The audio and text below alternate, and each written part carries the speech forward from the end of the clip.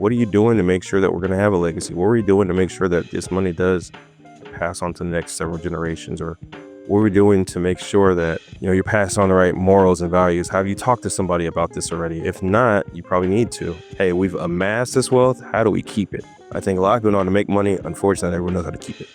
I'm Diana Oehrli, and I've spent most of my life learning firsthand what privilege actually costs.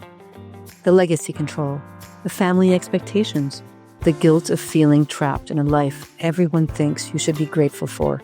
If you've ever wondered why having everything still feels like something's missing, you're in the right place. Welcome to Pressures of Privilege. My guest today grew up in East San Jose with nothing. He fought his way to JPMorgan, then walked away to build something of his own. He talks about money the way I talk about stewardship, like it's a calling, not just a number. But here's what stopped me. The kids he's trying to save from financial ruin. Some of them grew up with everything, some grew up with nothing. Everything except the conversation. Today we're talking about silence, what it costs when wealthy parents don't talk to their kids about money, and what it costs when we sleepwalk through money the same way some of us sleepwalk through life. Tyler Osborne, welcome to the Pressures of Privilege. Thank you for having me. Happy to be here. Yeah, I'm so glad to have found you. I love your podcast. To everybody who's listening, Tyler Osborne has a podcast called Money Master. Yeah, Money Master Podcast, yeah. It's just great information on there, like really practical, like the most recent one on subscriptions, just unbelievable. Before we get into that, I wanted to take us back to East San Jose, where you grew up. I was curious to know, like, what did that look like, and what did money mean in your house growing up? Well, it meant a lot because we didn't have it. And the crazy part is, as a kid, you really don't know you don't have money until I part of say till you get into like your teenage years. Like, because as a kid, I didn't really, I'm not really know what's going on. I'm getting fed. I got a place to lay my head and go to sleep, and wake up and go have fun. But I didn't really know we didn't have money until I probably got into like high school and getting ready to go to college and things like that. But um, I said one of the good things that my parents didn't do in front of us, they never argued about money in front of us. I think that's a big deal for a lot of parents out there. If you are in a situation which you might not have a lot, obviously behind closed doors, have the conversation, talk about it. If you guys got to have a little argument, that's between you and your spouse. But my parents never did that in front of me. Like I cannot remember one time in my childhood they ever argued over money in front of us. But I knew there were certain things that we couldn't do that I saw other people that were my peers that were able to do. So that was that. I kind of remember my father at one point in time, he had in the early 90s, he had a 6-figure job. And then, what they ended up doing is laid him off and hired 2 people at half his salary. And then from there, I just seen my dad do odd job after odd job after odd job until he passed away, basically. So that was kind of the situation in my household. So I'd seen my dad kind of go from, we lived in Silicon Valley, him having a 6-figure job, going ahead and getting that taken away from him. And then from there, kind of struggled and never got back up to where he was at one point. That must have been hard, when you were young to see that. Yeah. But see, I didn't know all that until I got older and he kind of explained it to me. Like as a kid, I didn't know that. I didn't know that's what he was going through. Because I still, I was still able to play sports and stuff like that. But it was just more of the environment where we grew up probably wasn't the safest. If I could say, like my little brother was shot 5 times, although we didn't grow up in the same household. That's still my little brother. One of my good friends was shot 12 times, and both of them survived and lived, thank God. A cousin of mine, when I was 16, got shot in the back of the head. He didn't survive. So it was a rough environment. So sports really kind of saved my life, to say the least. I was able to go ahead and get away from those associations. I truly believe, I don't care where you're at in life right now, if your common association is your past, you need to go ahead and change your association. You got to go ahead and have a common association with people who have the same type of future, not your same past. So all those people that I grew up with, I kind of just cut them off just because it wasn't a good association anymore. Yeah. So that whole sort of that saying that you become the average of the 5 people you hang out with. Oh, absolutely. Yeah, absolutely. Yeah, I 1,000% agree with that. You really do become who you associate yourself with. So those associations had to get cut off, and thank God that I did, because that was kind of my path. It would end up being the same thing. Like I mentioned, my closest friend shot 12 times. He's in federal prison for the rest of his life, and we disassociated probably around like 18, 19 years old, and I just never looked back. And you know, he made the decisions that got him where he's at. So your parents were great. They didn't talk about their money issues in front of you. So even though they didn't talk about it, money was a big deal because you didn't have it. It was it sort of like an undercurrent. Did you guys talk about it in the house at all, or was it an unspoken? Heck no. No, they didn't teach me. Here's the thing. I don't think they could have taught me something that they didn't know themselves, because their parents didn't teach them about money. I think there's a lot of generations and throughout the United States of families not teaching financial education, right? Everyone wants money, but no one wants to understand it. Or if they do want to understand it, they're not going ahead and going towards the resources to get it. But no, they definitely didn't talk about it. And how I kind of figured out that we didn't have money is because I remember at one point in time we had an apartment in San Jose, and then they were trying to go ahead and get a house, and something happened, and they lost the money. I don't know exactly what happened to this day. The next thing you know, we're living with my grandfather. And then from about the age of maybe 9 until I was 17, we lived in my grandfather's house. And I was actually living in the house. I didn't have a room. I actually was in the living room, sleeping on a sleeping on the couch. And then eventually they put they put a bed in the living room for me, but I didn't have my own room until the last 6 months we lived there. The last 6 months we lived there in the house, and my grandpa ended up selling the house, and he moved to Oakdale, California, which is like the Central Valley area in California. He ended up moving out there, and then from there, me and my parents ended up moving in with my uncle, in a 2-bedroom apartment. And again, I didn't have my own room. I was sleeping on the couch at 17 years old, or 16 going on to 17 years old, something like that. And that was how that was. And then eventually, my uncle ended up moving, and then we ended up getting an apartment. And that was one of the first times I actually had my own room when I was 17 years old. So for the longest time, I'd either be sleeping on a couch, or I'd share a bunk bed with one of my brothers. Um, but that was kind of how I grew up as far as that. And just imagine, being 16, 17 years old, you're sleeping in, I played sports, stuff like that. So like on a weekend, I'd love to sleep in if I could. One, I couldn't sleep in because I have to get up and go help my father clean tennis courts for rich people. To be honest with you, that's what we did. That's how he made his living. We cleaned tennis courts for people in all across the Bay Area, in Los Gatos and Mountain View and Palo Alto. So we'd drive to these um, rich people's homes and clean their tennis courts, and that's kind of how we made a living or whatnot. So that kind of taught me, hard work and ethic early on. And then kind of from there, we also went to what was it, University of Santa Clara, and cleaned their tennis courts as well. So that was my Saturday mornings when I wanted to sleep in. I had to go get up and clean tennis courts with my father. Um, on Saturday mornings and things like that. And if I did want to sleep in, I'm in the living room, so everyone's either cooking breakfast. I just can't. I gotta be up because everyone else is up. Don't matter the time. If someone's in there making coffee at 4 or 5 in the morning, whatever it may be, I'm like, all right, well, I can't sleep through. I can't sleep through all this. But that was my childhood. I was in shoot. On top of that, where I lived was a bad area, but I didn't go to school in that area. That was another good thing my parents did do. Although I lived in a bad area, I didn't go to school where I lived. I went a little further from it, which technically was better, but it wasn't really that good. To be completely honest with you, yeah, it wasn't really that good. But it was better than the one in the neighborhood. Correct. It was better than the one in the neighborhood for sure, Yeah. but it still wasn't that good. You know what I mean? So it's kind of like the one in the neighborhood's down here. The one of the school was just kind of like right here. So it's just a little bit better, but not much. Yeah. So I've been riding public transportation since I was like 11 years old by myself. Wow. Yeah, riding And across plus, the ci you're probably really good at making your bed too, because if your bed's in the living room, you gotta like make your bed. Because it's like they always hear like Navy SEALs say like the one thing you should do first thing in the morning is make your bed. and I do that every morning. Like that's my very I'm not like that's I absolutely do that every morning. Make my bed. It's the first thing I do. So you're confirming that. So maybe this like living in the living room was actually a good thing. I mean, it shaped who I am. You know what I mean? Because the funny thing is, like, now as an adult, I can fall asleep anytime, anywhere, whenever I want, just like that. Doesn't matter how much noise is going on. Doesn't matter anything. Like, that's like my superpower. I can go to sleep in like 0.07 seconds whenever I'm ready. Like, I hit the pillow, I'm out. Like, just because I'm so used to having noise and chaos be around when I was growing up as a kid, that it doesn't, for me, it doesn't bother me anymore. So I think if I go to sleep in complete silence, I think that's awkward.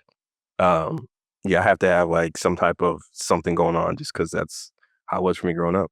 Well, what an amazing story. So what was the sport that you were doing? I play football. So football really is the sport that saved my life. So funny thing is that I had played football starting off when I was probably like 4 years old, like flag football, things like that. And then eventually played tackle when I was like 5 or 6. And then I stopped playing from like the 7th to like ninth grade. I stopped playing just because I was I didn't we had won a game and like the dude made us run after we won the game. And I was like, man, I don't like this is stupid. So kind of killed the love of it for me. So I just started playing basketball. And it wasn't until I got to my freshman year in high school, we were at our homecoming game, and I was with my girlfriend at the time, who was actually now my wife. I'm watching these dudes play, and the football team, they're just horrible. I was like, these guys suck. And she was like, you can do no better. I said, huh? So you've never seen me play football before? What do you mean? She's like, you're not a football player. You're a basketball player. I was like, I mean, I just choose to play basketball because it's fun to me. But I was like, I can play football. She's like, yeah, right. I was like, you know what? I'm gonna go play next year. That was probably one of the best things that ever happened to me because she challenged me, and I'm like, I'm super competitive. You rebel. Oh yeah, I was like, how dare you tell me what I can't do? So then I went out to play football that my sophomore year, and in 3 games I had like 10 touchdowns.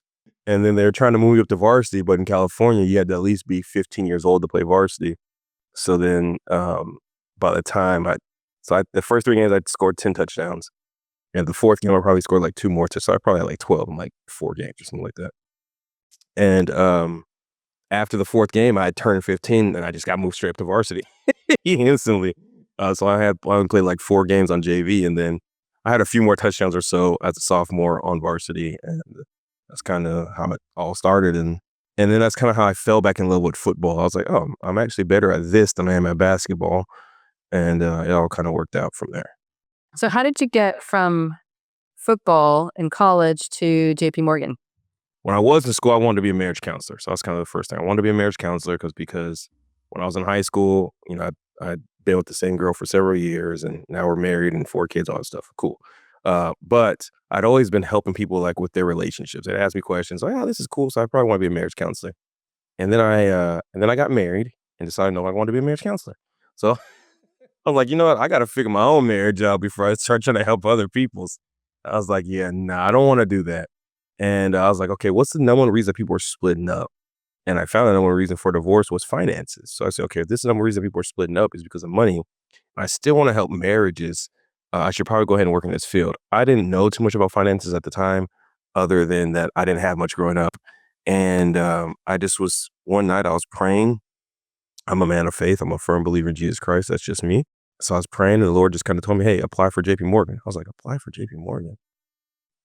All right. So I got up the next day and I went onto their website. I just applied. And while I was, doing the application, there was like this distinguished math test. It was like an algebra test. And I'm like, why is this? It's like a little legit algebra test. And I'm like, okay. So I'm started taking a test. I get frustrated. At that time, my sister-in-law was also a banker at like a local credit union. I'd asked her, I was like, did you take a math test when you applied for? She was like, heck no. So I got so frustrated, I stopped in the middle of it, took my wife, went to go watch a movie. I got back, it's probably like 11:30 at night. I was about to go to sleep, and Lord kind of just, impressed on my heart, go finish that application. It's like, all right. So I got up and went to go finish the application. By the time I'm done, it's like 1:30 in the morning, Saturday morning. And I was like, okay, whatever happens, happens. I get a call that Tuesday, just 2 days later, I get a call, or 3 days later, I guess. I get a call, and it's from a lady named Jeannie Cox, and she was the recruiter at the time for JPMorgan. Shout out, Jeannie, if you're still, hopefully you're doing well in life. Uh, and she was like, hey, we got your application. You did very well on the math test. It's like, really? I was so shocked. I was like, really? Did I? And she's like, yeah, you did extremely well in the math portion. And the crazy thing is I've always kind of been good in math. Like even when I did my placement test to get into college, I never had to take a math class in college other than statistics. That's only one class I never had to do anything. So I was like, oh, cool, that's what's up. So I've always been kind of good with numbers. Anyways, she was like, yeah, you did really good on the math test. We want to set you up on an interview. I was like, do you? All right, awesome. So they set me up on an interview at a location in Mountain View, California. So I went into that location probably like 2 days later. So that was a Tuesday. She called me. I ended up going to an interview like on that Thursday. I walk in the interview, meet with the branch manager. We have a great conversation. He likes me. I'm like, okay, great. And he's like, hey, can you come back maybe like an hour and a half? I want you to meet with our district manager. I was like, okay, cool. I got you. So I ended up coming back like, maybe an hour or so later. I meet with the district manager. We're having a conversation, and this guy, he didn't like me at all. Like, and he didn't like me at all. How did you know? Oh, because this is how I knew. He was talking about how unambitious I was because I didn't have a job when I was training for the NFL.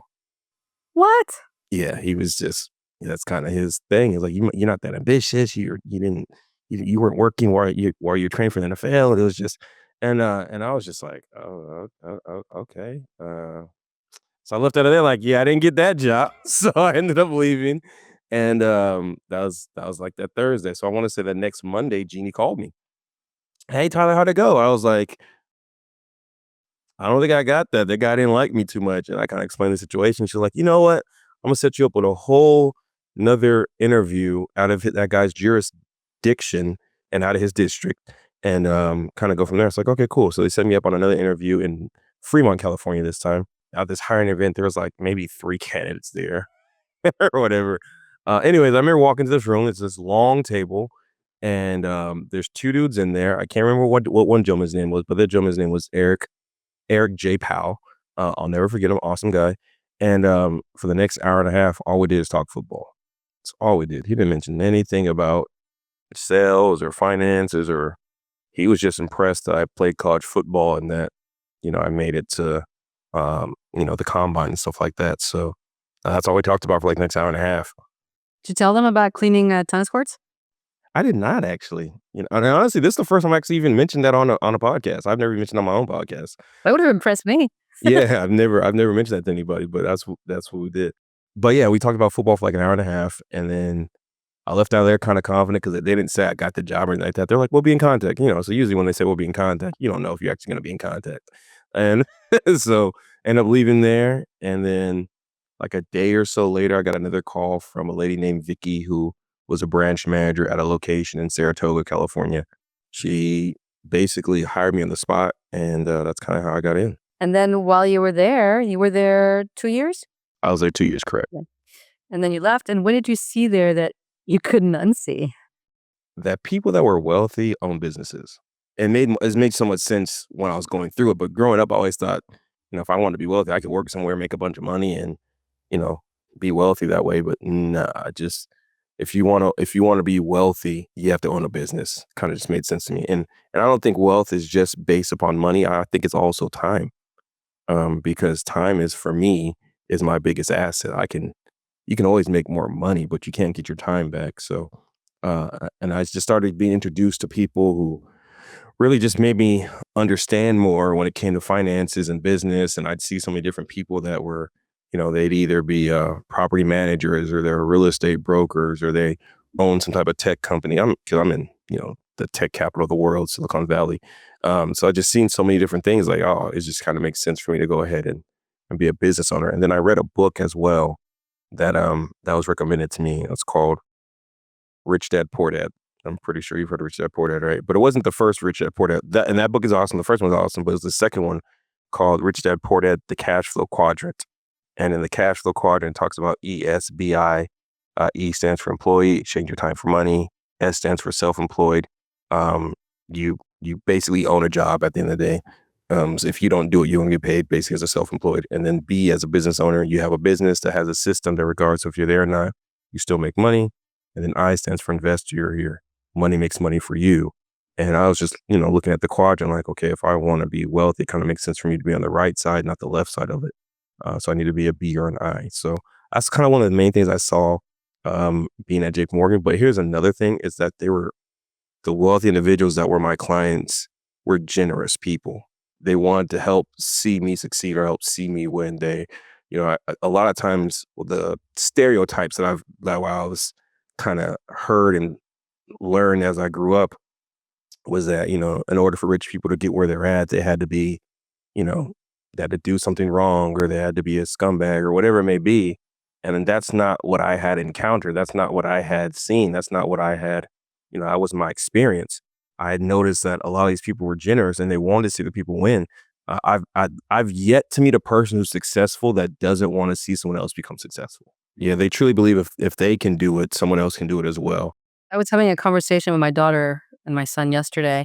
My daughter has a bit of a limiting belief about money. She's like, oh, 'cause she's like tainted about the whole Epstein thing, and she's like, oh, these people with these billionaires are they're so awful, and they're so corrupt, and money is just a source of all evil, was what she was saying. And I said, well, Bella, if you inherited, or if somebody gave you $1 billion, what would you do with it right now? She's like, oh, I'd like open up homeless shelters for people. I would go save like tracts of land from development. I'm like, oh, so that doesn't sound like something bad. Like if you were given $1 billion, like I don't see that as a source of evil. And I helped her see that it's not the money. Like if you give money to a guy who's awful, I mean, that person will use it for awful. But if you give money to somebody who's good, they're going to use it for good. I 1,000% agree. Money just enhances who you are. That's all it is. It just enhances who you are. If you were a good person before you had money, you'll be even better when you have it. If you were a bad person before you have money, you're going to be even worse with it. So it just enhances who you are. Is my experience the rock and stone for everything? Absolutely not. Like you mentioned, there are plenty of people out there that are doing wrong things with money, but I just think their motives were bad before they even got it. And that scripture gets misquoted so many times. They say money is the root of all evil. No, it's the love of money, which is the root of all evil. And basically what that's talking about in that scripture is making money your God. That's all you care about. That's all you want. You just want money because that means you'll go do anything for it. And that's where the evil comes from in that portion of it. I love that. Our society kind of is conducive for people who might be weak to make money their god, right? Yeah, absolutely. I mean, especially nowadays, there's so many different ways you can make money. That doesn't mean all money is good money. Like I'm not just doing anything to go get some money. Like absolutely not. I have some morals and values and things like that. But people are willing to do whatever it takes to go ahead and make a dollar sometimes, unfortunately. Yeah. You call yourself a hope dealer. Where does that come from? So I grew up in a bad area. There were drug dealers per se, and a lot of people that I knew were drug dealers and things like that. And obviously, it's negative. You're not helping anybody. You're taking away people's hope. A lot of people are in despair. They're relying on a substance or something to go ahead and help them get some type of feeling that they believe is going to help them. And for a lot of them, obviously, it's a temporary feeling. You get high for a moment, then you're back down, and you want to go ahead and re-up and stuff like that. So it's funny. I was actually just driving one day when I was getting ready to come out with the podcast, and I was just like, "What's my introduction gonna be?" And I just feel like the Lord just impressed my heart. Hope dealer, give people hope. I want to go ahead and be the person that's giving out hope to people that they can, where they're at currently financially, it can be better for them in the future. That's beautiful. I love how you take time in your day to connect with God. Yes, that's huge for me. Do you have a habit, or is it like a trigger response kind of thing when you're like, "Ooh, I got to connect with him now," or does it just happen? It's nonstop. Ooh, It's nonstop. I'm always connected to my Father.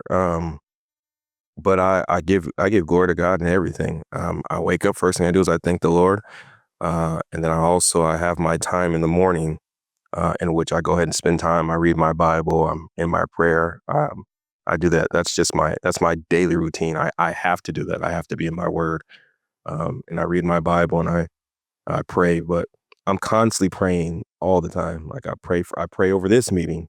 I pray when I'm in the gym. I'm constantly praying.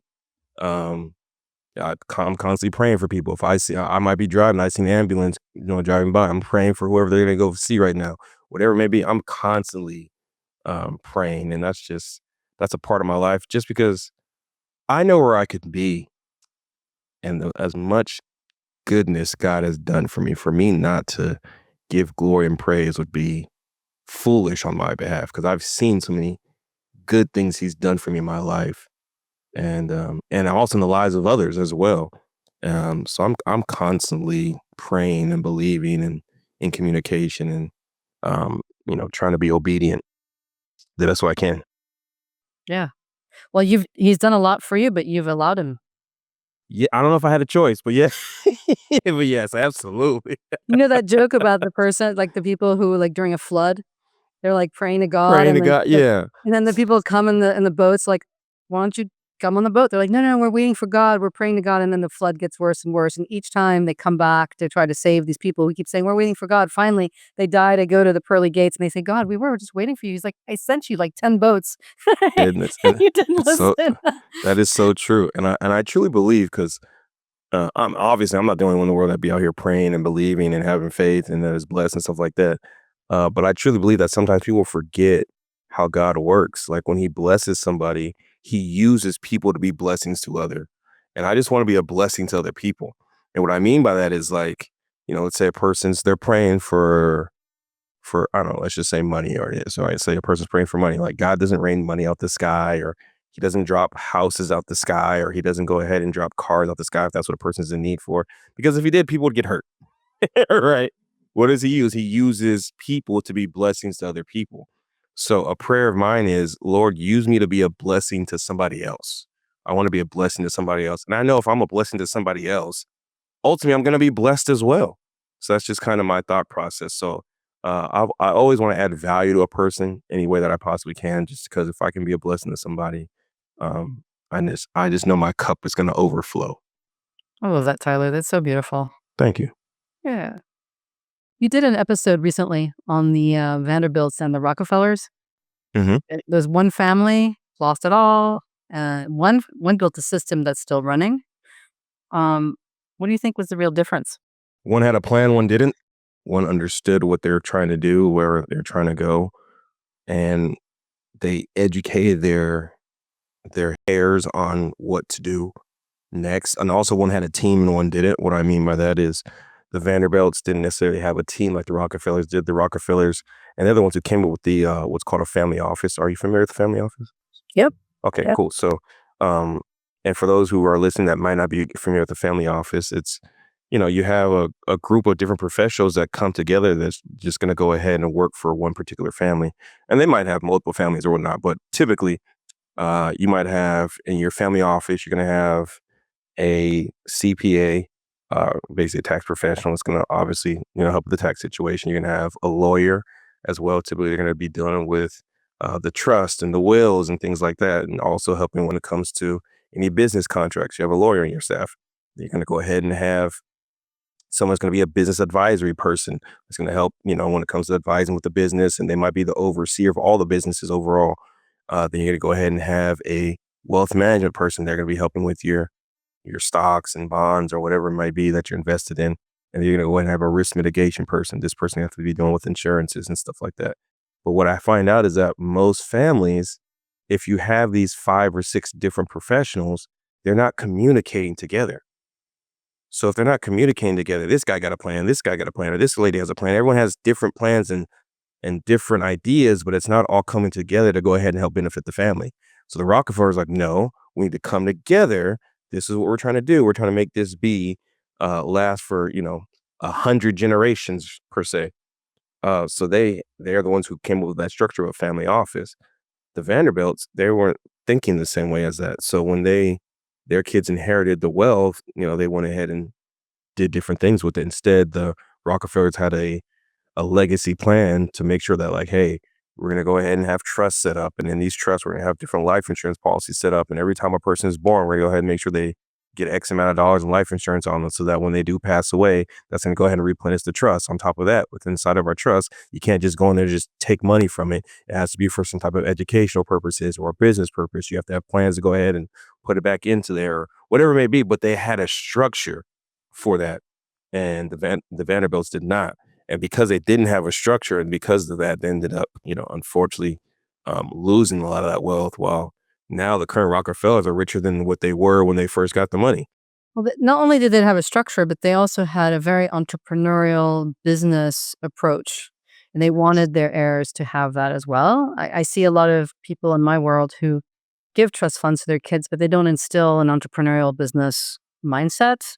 It's almost like money is like something you don't talk about because it's dirty, and being a salesperson is like you don't talk about that. You hire salespeople, you don't become a sales guy yourself, that kind of thing, which I think is really bad for children because they don't ever learn to stand on their own 2 feet, and they're fearful. They don't want to look bad. Number one, number two, they just don't think they can make it on their own. Hmm.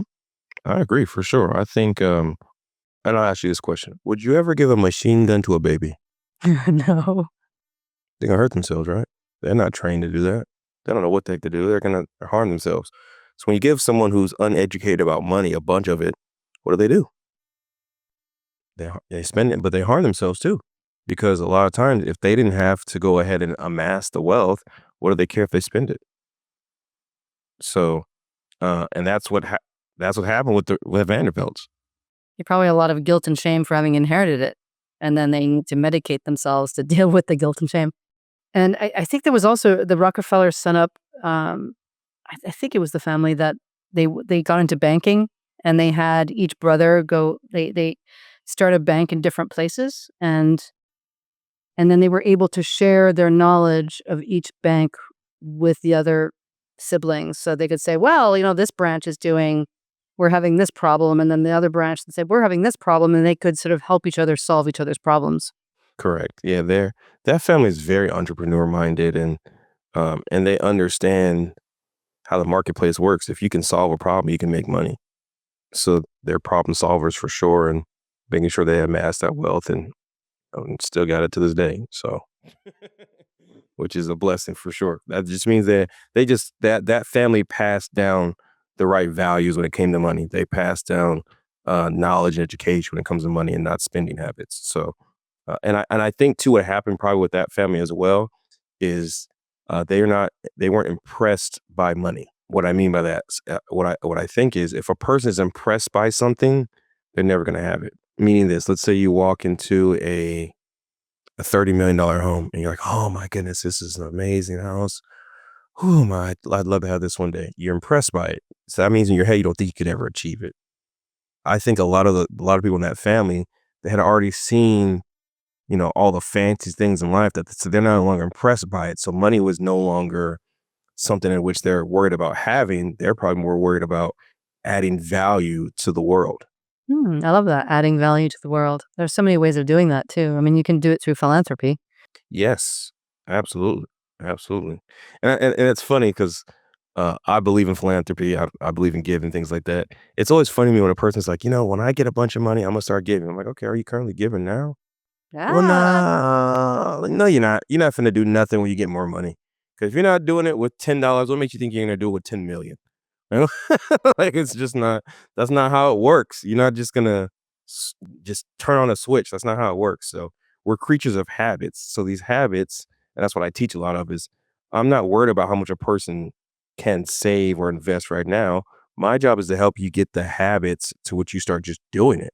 Because once you have the habits in place, as you increasing your income, then you're going to go ahead and just increase the amounts that you save or invest. Um, but so many people, they just think, oh, once I get this, I'm gonna start. Like, no, you're not. That's just not how it works. We're creatures of habit. Like, I can't wake up one day, you're like, you know what? I'm gonna go run 15 miles today, and I ain't ran a mile in 2 years. Like, it's just not gonna happen. Like, like, but if we have that mindset, like, so a lot of people have that mindset that, as soon as I get something, that it's just gonna start happening. Like, no, it's not. You have to set the habits at a beginning stage. Well, there are a lot of people. I heard a statistic that there are the people with the least amount of money are actually the biggest givers. Not in terms of total like dollar amount individually, but aggregate together, it's actually more than foundations. And I don't really know the exact number, but it's a significant number. Everybody gives emotionally to, let's say, Doctors Without Borders or something like that. Like $100 here, $100 there, like times millions of people. That's a lot of money. The causes for sure, because uh, I'm just gonna say it, because the people who own the foundations aren't necessarily they might be nonprofit, but that doesn't mean they're not making a profit. So the people who own the foundations and stuff like that, which is sad. So that's why I just make sure I'm very particular about where I go ahead and donate, because I'm not trying to donate to a cause just to get the CEO of that charity wealthy. I want to see how much of the let's just say if a dollar that I send to a foundation or a dollar that I send to a charity, how much does that actually get to the people? Because some of these, and I'm not going to mention anybody's, company or anything like that, but some of these organizations, let's just say you give $10, right? How much of the $10 gets to the actual people? It might be $2 or maybe even $1, and everything else goes to, you know, Admin. admin this and admin that. Like, okay, like how much, because what do we want to see? We want to see people actually get the actual help that they need. So when I see sometimes that these CEOs of different types of organizations are walked away with that year with 50, $60 million, I'm like, well, why didn't that get to the people that you're talking about we're supposed to be helping? So Although it is a certain percentage of the total budget. So if you actually do the calculation, sometimes it's kind of in, if you take Doctors Without Borders, for example. I think last I looked, I mean, I can't remember their budget, but it's in the hundreds of millions. So if their CEO is making $1 million, I remember I looked at that, and it seemed to be okay percentage wise. some are good. I'm not saying this is for all of them, because some of them are great and they get a lot of help to the actual people. Then there's some that's like, all right, that's just a mask for some to help, say you're helping people, maybe you're not, but that's my thoughts. But yeah, I believe there are a lot that are, but then there are some that aren't and not doing what I think they should be doing. And to challenge you, I mean, a lot of these nonprofits, they do have to, do their 990s every year, and and all that stuff is transparent. So if there is some self dealing, you'll see it, like in their reporting, unless they're cheating, they're lying on the books. But there's some pretty strict laws by the IRS. You're not allowed to, in, Not supposed to, but enrich man, yourself. yeah, for sure. For Yeah. sure. When a young person from a wealthy family walks in your door, what tells you immediately that nobody ever talked to them about money at home? When I find out about their spending habits, you show me your bank statement, I'd tell you about your life. Like, you could see a lot. You could just see based on, what they're doing with their money. Are they spending it recklessly, or are they actually saving it? So a lot of times I can kind of tell upon that.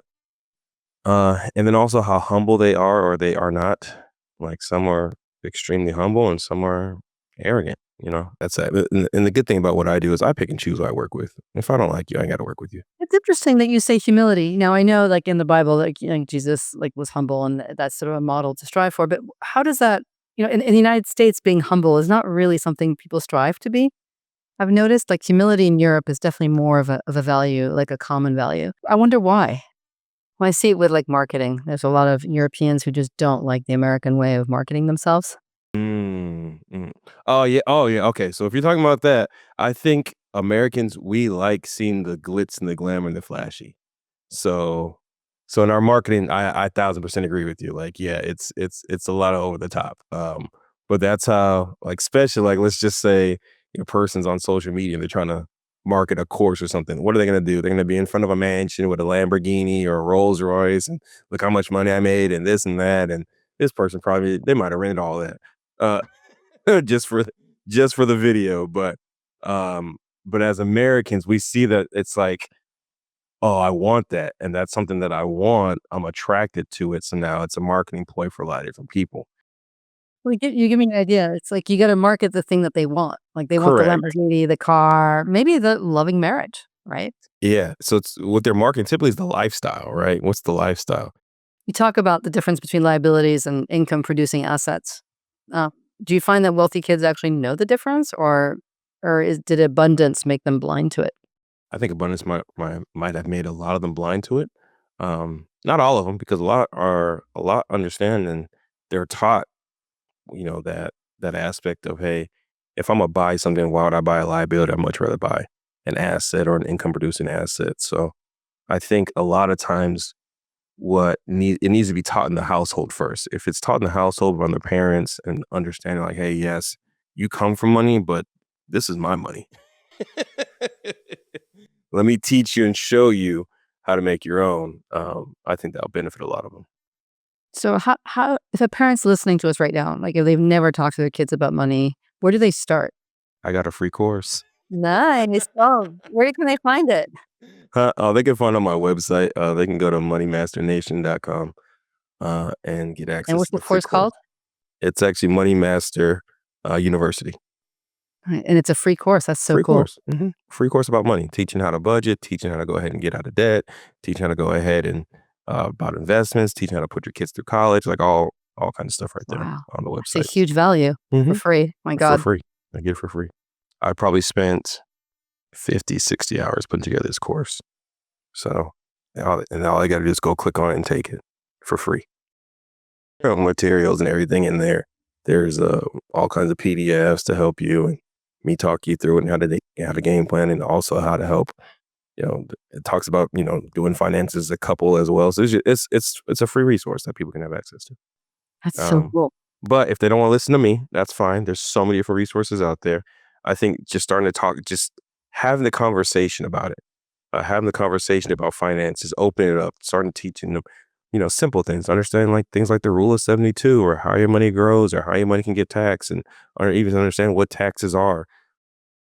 So things like that, understand that money can there's only three ways money can do. It can either go up, it can go down, or it can stay the same. Of those three ways, which one would you want to get rid of? So, just having these conversations. But if the parents don't know, then they can't pass it on to their kids either. So someone got to get educated in there somewhere. I think a lot of parents are afraid. A lot of things we fear don't even happen to us. Um, so if they can get out that fear and start conquering things, I think that'd be a lot better for them. You've talked about building trust structures where heirs have to earn access, like they have to graduate college or run a business or contribute. How do you have that conversation with a family that's never talked about money at all? That's a very good question. And you've been doing your homework. Gosh, I love that. I love your podcast. It's so good. Thank you. Thank you so much. Yes. So the conversation gonna have to be like, okay, where do you want your children to be when you're no longer here? Do you want to just give them a bunch of money with no restrictions? They can go do whatever the heck they want, and you're okay with it because you trust their decision making? Or your children, do they need structure? Do they need guidance? Do you want them to become a better person with the money? They're gonna let us know. I want the second option. I want them to become a better person. I don't want to just give them a bunch of money and they squander it off and I've hurt them and stuff like that. So okay, so you can put stipulations within your trust and within your will as well. So you should have both. You should have a trust and a will. A trust is what holds the money. Okay, a will is just instructions. That's all that is. So within the trust, you have a will, and there can be instructions about the money that's inside the trust with the will. And it can go ahead and be things like, hey, let's say you're leaving your kids. I'm just going to throw a number out there, $10 million. Okay. You're not going to touch a single dime until, let's just say you go ahead and graduate with a master's degree. Okay. You go ahead and we can document that you have, your first, I don't know, let's just say 50,000 saved on your own. You could go ahead and put stipulations in there in which, hey, you can only have access to this trust in which you're going to go ahead and use it to start a business. You have to make sure like, hey, you're going to go ahead in order to have access to this trust, you need to go ahead and make sure that you have X amount of life insurance on yourself and the trust is also the beneficiary, right? So that now it's getting replenished as well because the whole point is to make this last for generations. We don't want to, the whole point of generational wealth is for it to be generational, right? Right. And it can't be generational if it stops with one generation. So yeah, you can go ahead and put these different stipulations upon it to make sure that, hey, it's going to benefit the children, not them just inheriting money in their trust fund baby. And they're just accepting, payments each month and stuff like that. And a lot of parents don't want to see their kids suffer, so they don't push them, to let them fail. Correct. This is true.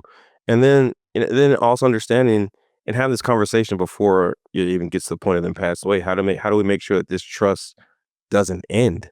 How do we make sure what are the proper, products and services that go into this trust to make sure that, hey, that all obviously you're going to go ahead and have an inheritance, but how do we make sure this goes off to your kids and then their kids and their kids and things like that? And so making sure that they understand that. Although I think dynasty trusts aren't really allowed anymore, but you can kind of fold them into another. Yeah, there's There's always different ways around it What do you think is a responsible handoff? from generation to generation. Yeah, or from one generation to the next. I think it's not just about money. I think it's about the values that you've instilled in your children. I think it's if the whole focus is only money, then we've failed as parents. I think we need to be teaching values and leadership and understanding responsibilities and being a better person. I'm big on what I call my 5 F's: faith, family, fitness, finances, and fun. And yes, those are my 5. Yeah, I focus on getting better in all those aspects every single day. If I can get 1% better in all those aspects every single day in 100 days, I'll be 100% better. Um, so I think we need to go ahead and pass on those values, whatever they may be for your family, to make sure that those are things that you're going to have a legacy about. Now, obviously, money's included and all that, which is cool. But if they have the proper values and the proper understanding, the proper morals, and they understand how to treat people and how to be, that type of person, maybe a man or woman of faith, whatever it may be, I think those are great things to pass on, because that can, constantly continue being passed on as well. And You've come from nothing and you built something, which is really so impressive. And my listeners came from something and are trying to figure out what to do with it. What do you want them to walk away with? so what I find out is this: is most people know how to make money, and everyone knows how to keep it. So what are you doing to keep it? What are you doing to make sure that we're going to have a legacy? What are we doing to make sure that this money does pass on to the next several generations? Or what are we doing to make sure that, you're passing on the right morals and values? Have you talked to somebody about this already? If not, you probably need to. I think that's what they need to start walking away with. Let's make sure that, hey, we've amassed this wealth. How do we keep it? That's one of the main things. I think a lot of people know how to make money. Unfortunately, not everyone knows how to keep it. So let's talk about the ways to make sure that we keep it. Because like I mentioned, money goes up, or it can go down, or it can stay the exact same. If you're going to get rid of one of those ways, which would it be? Probably the down, right? But most people understand this, is that their advisor makes money when it goes up, down, or stays the same, right? There are some advisors out there that only make money when it goes up or stays the same. So, and that's that. So you just got to talk to the right people.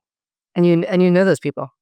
Yeah, just a little bit. I might, I might know a guy or two, right?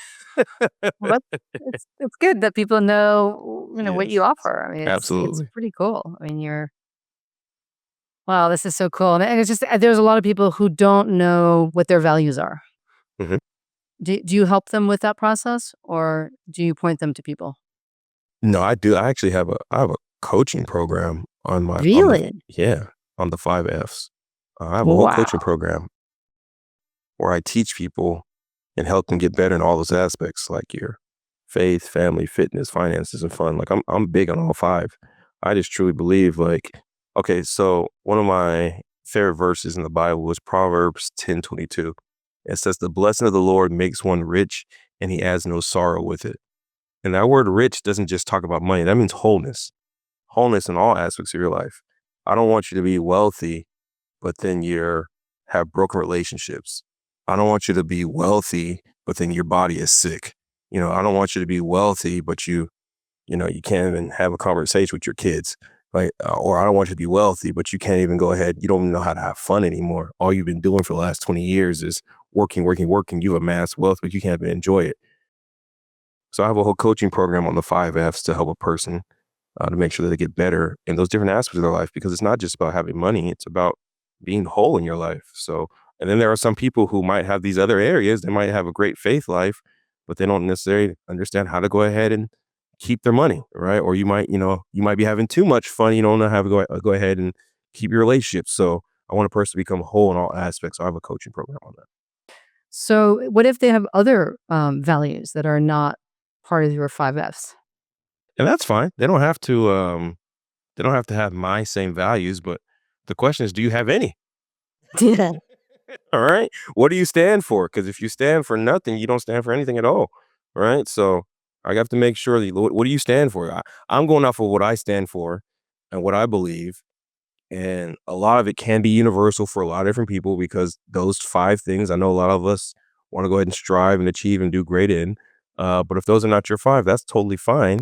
And the reason I picked those 5, or I have those 5, because I believe if you have those 5 in order, it leads to the 6th F, which is freedom. That's all what we want. We all just want freedom. Freedom of time, freedom of money, freedom of worries, period. And if I have all those 5 F's in order, what am I stressed about? What am I worried about? The number one cause for sickness is stress, right? And most people stress over one of those 5 areas that I just mentioned, right? And that's what I want to do, is help people get better. That's what I want to do, help people get better. Thank you so much, Tyler. Again, where can they find you on the World Wide Web? I'm on Instagram, Moneymaster408. I'm on Instagram, same as on TikTok, Moneymaster408 on TikTok. I'm on LinkedIn, Tyler Osborne as well. Then they also go to my website, moneymasternation.com. And then you can log there and get access to me. And then, like as you mentioned earlier, we have the podcast, and the podcast is anywhere you can find a podcast: Apple, Amazon Music, Spotify, all those, all the places that podcasts are at, you know what I mean? So cool. Well, thanks so much, Tyler. Let's stay in touch. We will. I'm going to have you on my podcast. Like I said, that's how I work, right? I'm on yours, you can come on mine, All right. If this episode landed for you, share it with someone who might need to hear it. And if you haven't already, subscribe so you don't miss what's coming.